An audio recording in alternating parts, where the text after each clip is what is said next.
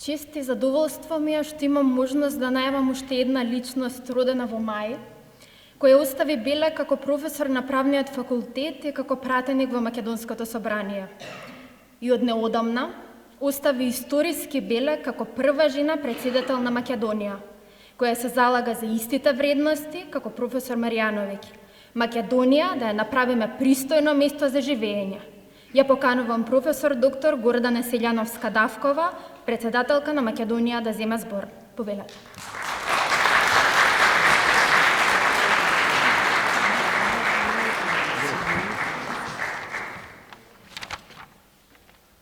Благодарам. Почитувана и драга Мирослава Мира Марјановиќ, почитуван Филип Марјановиќ, почитуван Александар Марјановиќ, Андреј го нема, ама и него го знам од младоста. Чест ми е што сум со вас. Почитувани колешки и колеги, почитуван декане, извинете, почитувани колешки и колеги, почитувани гости, како вчера да беше. Полагав кривично право во предавалната ОСУ. На списокот не бев кај професорот Марјановиќ, ама професорот Марјановиќ за мене беше Сократ. Драмски лик на кој што му одговараше перипатетичка школа, ерудит, човек,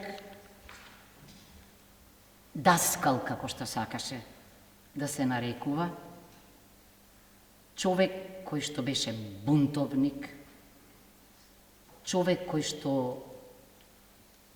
уживаше во класичната музика, човек кој што го преведе Пруст, човек кој што го преведе Радбрух, човек за кој што велеа дека е првото перо во југословенското кривично право, човек кој што прв почна да го критикува членот 133, односно вербалниот деликт, и интересна работа. Човек кој не стана декан и човек кој не стана сенатор. Тоа е нешто многу интересно. Има врска со пристојноста. Зошто велам дека професорот Марјановиќ е мојот Сократ? Не само заради, за жал, судењето на Сократа овде, на кое јас присуствував, туку и заради начинот на кој предаваше, начинот на кој дискутираше. Значи, вака ми рече. Мене не бев кај него на списокот, но ми рече: ке ви дозволам да полагате, повелете од место, но ако ве најдам дека не сте на мојот список, како да не сме се виделе. Ама, јас го заведов, морам да кажам, со знаењето. И беше тоа една од најважните десетки во мојот живот. Ја гледам неговата сопруга и се сетив кога ми се јави по мејл да ми каже дека професорот чу како некаде велам дека на раскрсницата малку требаше за да ме прегази кола од радоста со десетката, дека сум добила десетка кај професорот Марјановиќ. Ми рече дека многу му било мило тоа. Јас се обидов да откријам што е она што не инспирираше кај него, што е она што ги полнеше амфитеатрите кога професорот Марјановиќ полагаше и што е она што не праваше толку среќни кога ќе добиевме највисока оценка кај него. Значи, реков дека беше луциден интелектуалец. Мислам дека немаше прашање општествено, правно, за кое тој немаше став, и тоа секогаш ставот му беше различен од останатите, бунтовен, никогаш не калкулираше, не правеше компромиси, Никој не рекол за него дека бил компрометиран, имаше чиста совест и секогаш, кога критикуваше, употребуваше еден многу убав израз. Велеше драги душмани. Ете, таа синтагма открива волтеровска природа. Ја открива волтеровската природа на професорот Марјановиќ. Редовно поднесуваше кривични пријави против луѓе од власта, па дури и не само од македонската власт, туку и пошироко. И ние тоа го препознававме и го ценевме. Понекогаш, кога беше свесен дека битката со мокините не се добива, посегаше по мокиното оружје, иронијата. И тоа го правеше на еден прекрасен начин. Затоа остана некако како совест на мојот факултет, ама и на општеството, и признаваше дека, вака велеше, дека многу зборува. И велеше, човек што многу зборува, не смее да лаже. Инаку ќе го фатат на првата поинаква варијанта на раскажаното.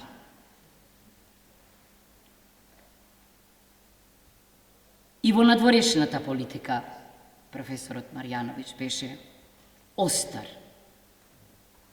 Не поднесуваше двојни стандарди кон македонскиот случај. Понекогаш дури велеше дека треба да се стават крај на предрасудите што постојат кон Балканот, бидејќи најчесто во рамките на тие предрасуди тој беше оквалификуван како назаден, а луѓето пречувствителни или меѓусебно закрвени народи, од кои може да очекувате само суровост, војна, тоа е од една колумна и крв до колена. Да, претходниците веќе кажа, честопати велеше дека ние паднавме на евротестот, ама дека и тие паднале на евротестот. И за прашањето врзано за името, професорот Марјановиќ укажуваше на абсурдноста на спорот. Помнам како, осврнувајќи се на именувањето кон нас, велеше дека е несватливо како може едно име да користите на беџот, друго на столчето, трето во документите, четврто во говорната практика. И велеше дека дискриминацијата не смее да се практикува од Советот на Европа и дека некои нешта едноставно не се бранат.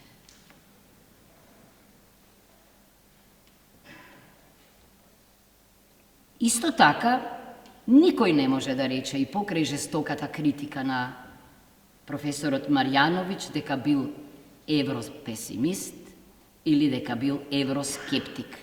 Напротив, секогаш укажуваше на европските вредности. Она што го потенцираше повторно во колумните беше дека има оста разлика помеѓу моралот на Европа и вели што ме одбива и нејзината култура и цивилизација што ме привлекува.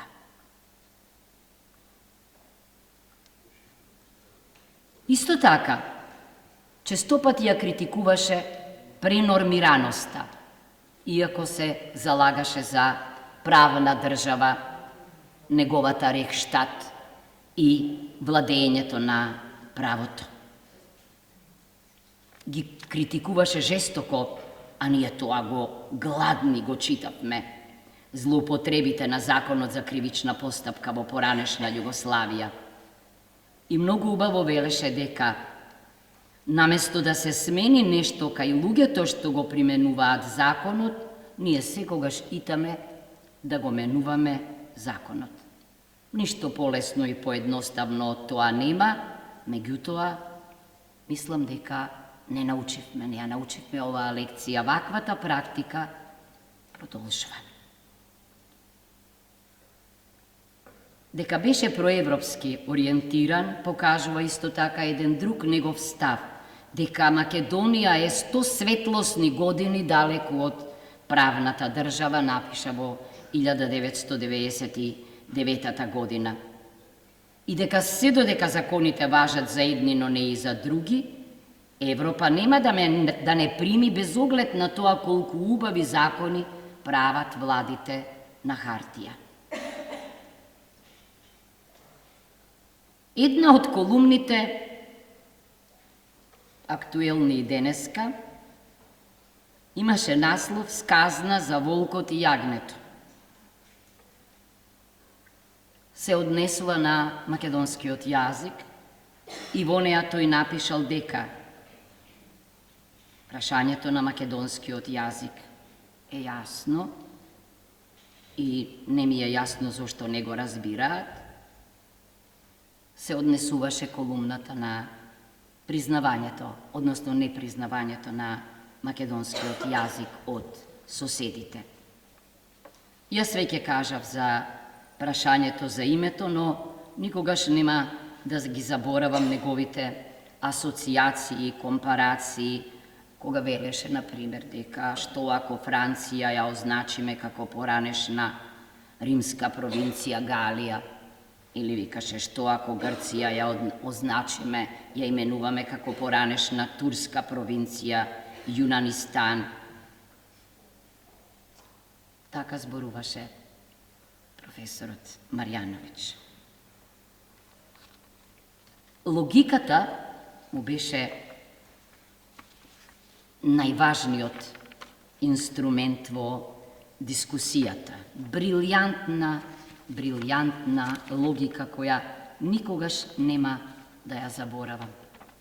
Понекогаш, шетајки покрај Вардар, ќе ги сретнев со сопругата, ќе застаневме и како вулкан ќе ми кажеше дека вежбал утрото јога, ќе ме подсетеше дека најубавиот сладолед, а го паметам, бидејќи упаѓавме понекогаш со колегата Методија Каневче, туку случајно нагости кај вас дома, велевме, ама не е време, заврши наставнички совет. Не, Мира го прави најубавиот сладолед, како на трапници. Тоа ќе продолжеше долго и затоа таму ги гледавме и децата.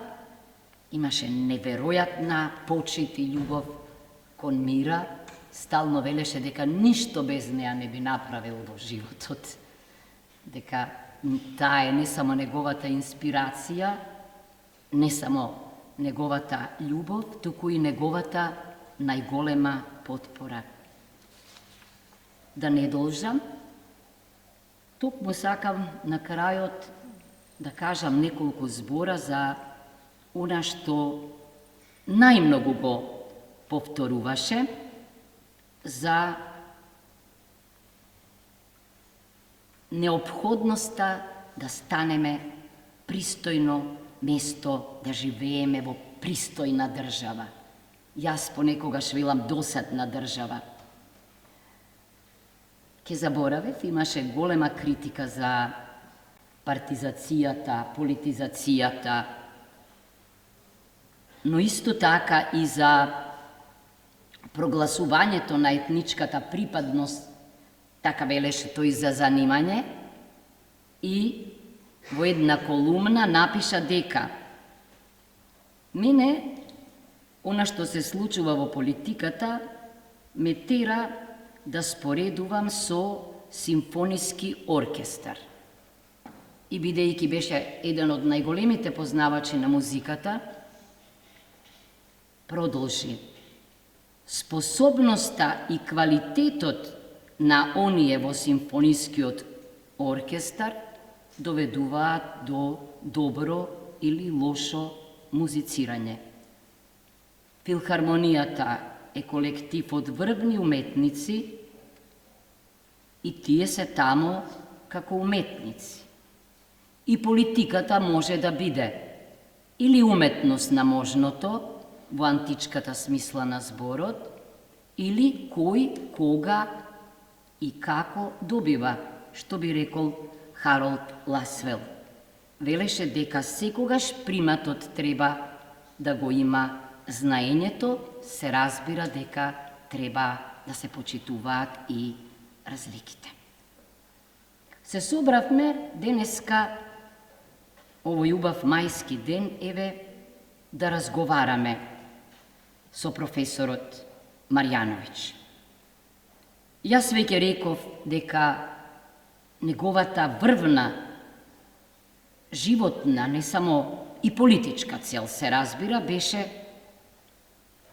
да направиме од Македонија пристојно место за живење.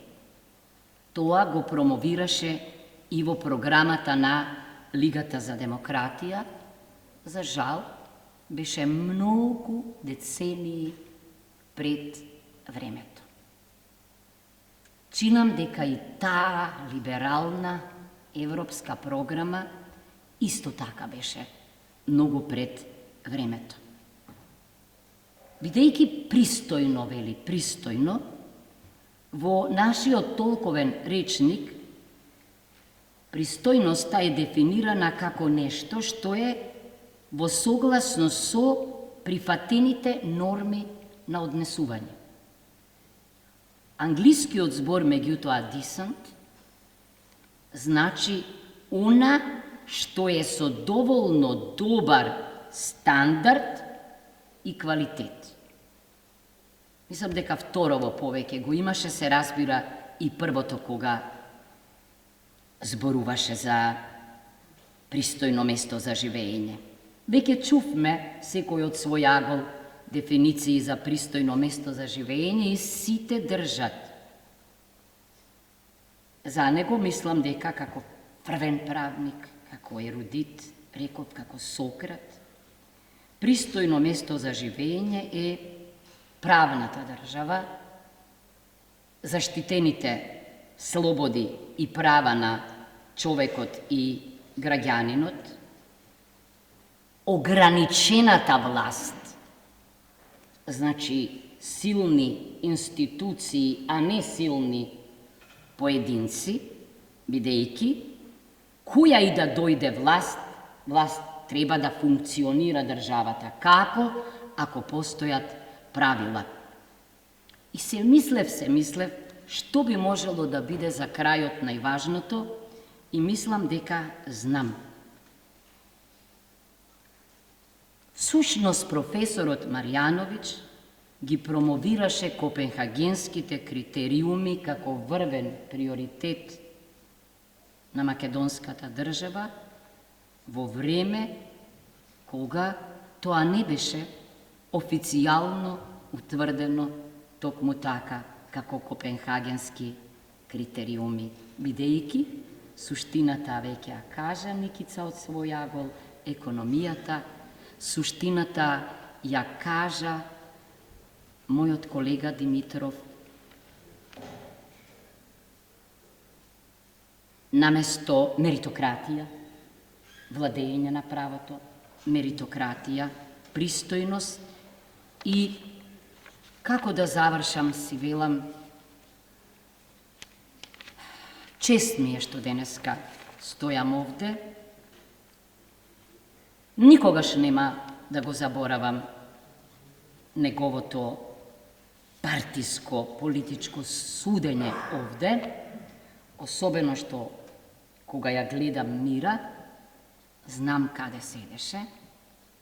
Да, јас бев бремена, избегав, не можев тоа да го гледам, ама тогаш видов дека вредело да се биде дел од правниот факултет, бидејќи гледам и некои луѓе овде се одважија да критикуваат, да не дозволат партиски судови, особено по она што се случи со уште еден прекрасен драг професор Славко Милосавлевски, така што мислам дека продолживме овде со Ѓорги Марјановиќ да дебатираме,